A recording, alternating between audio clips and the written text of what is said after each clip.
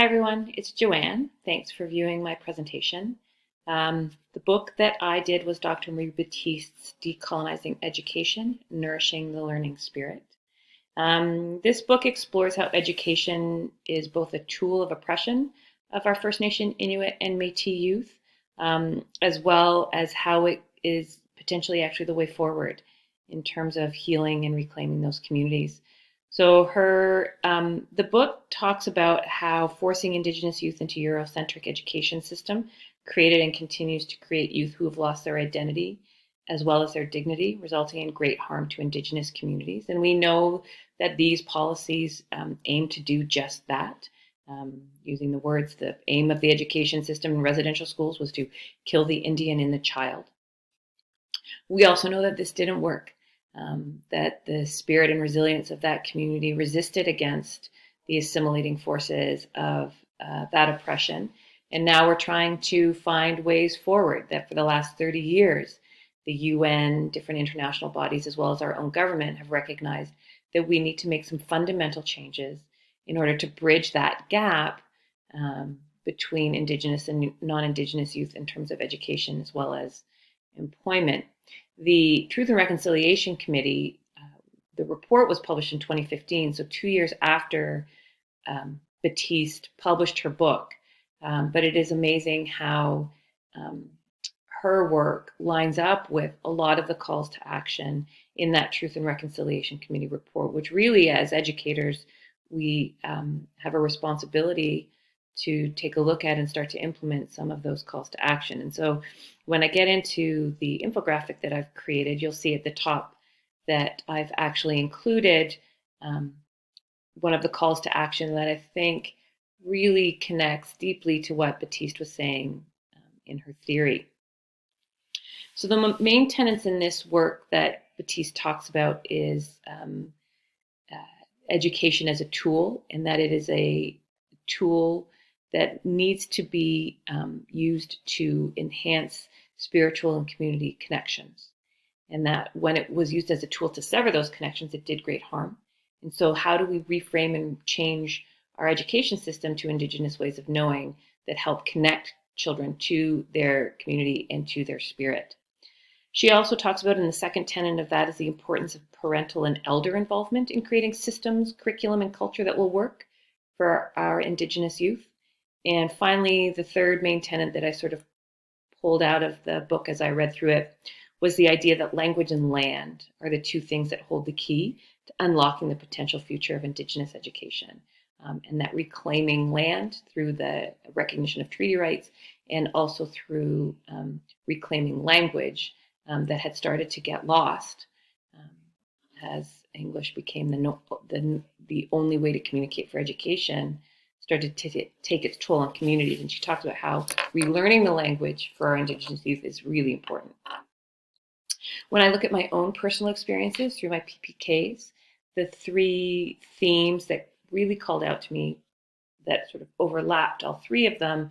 The first one was the idea that content is not king in education. That as I went through and I had experiences, every time I thought content was my job, it's where I failed a student. Every time I thought content was my job was where I became disconnected from the work that I was doing. Every time I thought delivering content was my job was when I failed to reach my students and do my job. So that was one of the main themes that pulled out. The second one was start with the relationship. And that really talks about when I look at teaching now, based on all of my experiences, what I would realize is that when I really got to know students first, that's when real learning could occur. When I built those connections between myself and my students, and really fostered the relationship between students, created learning communities, that's when real learning took place. And finally, the last one I talked about was learning to unlearn. That a lot of my experiences, my failures and my successes, when I reflect on them, it was this process of unlearning everything I thought I knew about education that was ingrained in me because that's how I taught, because that's what we see in books, what we see in movies, the way that, political system talks about education, I had to unlearn all of this sort of unconscious bias I had towards the superiority of a Eurocentric model of education, which we know doesn't work for most kids. And when we start to see some of the changes being made, it's because we're unlearning some of those biases. So those were sort of what I pulled out of my PPKs. Why did I choose this modality? So why did I choose an infographic? Because I knew what I wanted to create was based around the main theme of hope, that despite the harm that our education system has and continues to have on our Indigenous youth, Batiste still sees hope in education. And so I need to see hope in education. And she sort of inspired me. My favorite quote, the quote that sort of was the one that really got me thinking about creating an infographic, is that she talks about the idea that each strategy taken to rebuild human capacity is a decolonizing activity that turns collective hope into insights, voices, and partnerships, not resistance, resignation, or despair. So I wanted to create something that could potentially pay forward, that could help create a collective of voices, that could start to pay forward in classrooms, to create the change in education that Batiste is talking about. So the story of this infographic, this lovely infographic. So I realize that it's not the most transformative or metaphoric, but to me, like I said, because it can potentially pay forward, it reflects hope, right? That there are classroom principles for decolonizing education, that there are things individuals can do, although there are some system requirements as well. But I had never done an infographic before. I mean, I love them. We're seeing tons of them now. But I love them because they combine images and words to explain sometimes complex ideas that allow people to digest them in a variety of ways. So I used a website called Canva. You can get a 3-month trial if you want. I had a lot of fun. You have to really think about how you want to design. So there's lots of design principles, from the images that you want to use, knowing that these are the images that are going to sort of stick in the brain. So you want to be careful about that, to how you want to lay it out. Like most of you and most of the theories that we've covered, I mean, I think they all say put the learner at the center. So I put my student at the center. So there they are. And then thinking about what I learned in my PPKs and how that sort of connects to what Batiste was saying, I came up with 6 things that I thought teachers could do in their classrooms to start to decolonize our education. One is build community between your students and with your students as well. Involve parents. Invite parents to help design and support partner in a bigger way than we have before. Invite them into your classrooms. Invite their knowledge and their culture and their intellect and their storytelling into our classroom. And that goes to invite storytelling, and storytelling by many, many, many voices. And use storytelling, not facts and figures, as central to your teaching. It's not about the individual atom, right? It's the story around how we move through the world and what the land can tell us.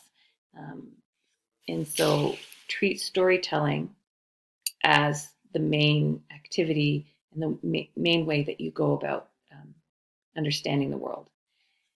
Actively engage. So this goes back to the idea that knowledge is only constructed through activity, and that what the knowledge gained through activity is the end point, that content shouldn't drive that it should be the experience that drives that. Recognizing and removing Eurocentric privilege, right? We have to be very careful that the content and the activities that we bring into the classroom represent all voices, not just Eurocentric ones. And then use multi-language literacy. So knowing that First Nations language holds the key to their dignity, that it's their language itself connects them to land and spirit and self, that English should not be considered the preferred way of expression. It is a way of expression, but allow multiple ways and multiple languages for students to express their literacy. Now, finally, at the bottom, I did want to recognize the importance of treaty rights and recognizing the land. And that's a system thing that has to happen. So never forgetting to fight and to stand for and to support the recognition of treaty rights in Indigenous land, and also the idea that we need to continue to work to include Indigenous ways of knowledge in the curriculum, that we're not just adding and stirring, that we're creating what she calls a trans system for our individual youth, where provincial and Indigenous education can work together to find where they connect and where there are similarities, but also where at some points in times there needs to be some Indigenous education, Indigenous ways of knowing that sit outside those sort of provincial educational systems, and they need to be able to coexist for our Indigenous students. So that's sort of what I created and why. What did I learn? I learned I have a lot of unlearning to do, that there's still a lot of Eurocentric biases that I carry with me that I have to make conscious and aware so that I can work to change them. And what impact will this have on me? It inspires me to continue to move forward. Like I said, to share this with people that are interested in, that I know that are working at my school on decolonizing education, that perhaps this will help focus some of their activities and some of the things that they're doing. The other thing that I want to talk about is, I'm sure for everybody out there, it's not been the best of weeks. It's been a very difficult week for us. We had to move our son very quickly out of his residence at university in his first year, and he wasn't prepared for that. He really did feel sort of ripped away from a life that he had really started to enjoy. We're still working on getting my parents, who are in their 70s, back from the US, which is stressful because they don't live here. They live in Fredericton. So we're working on getting that done, hopefully today, I think. And then trying to figure out how we all exist in a house without going outside very often, and how we try to do that. So it really does refocus on what Baptiste was saying, is that spirit, family, and community is what really matters at the end of the day, and that we need to continue to refocus on that and making sure that we're nourishing those things as we move through this world and try to understand ourselves a little bit better. So thanks very much for listening. I look forward to seeing everybody on our virtual classroom. Take care.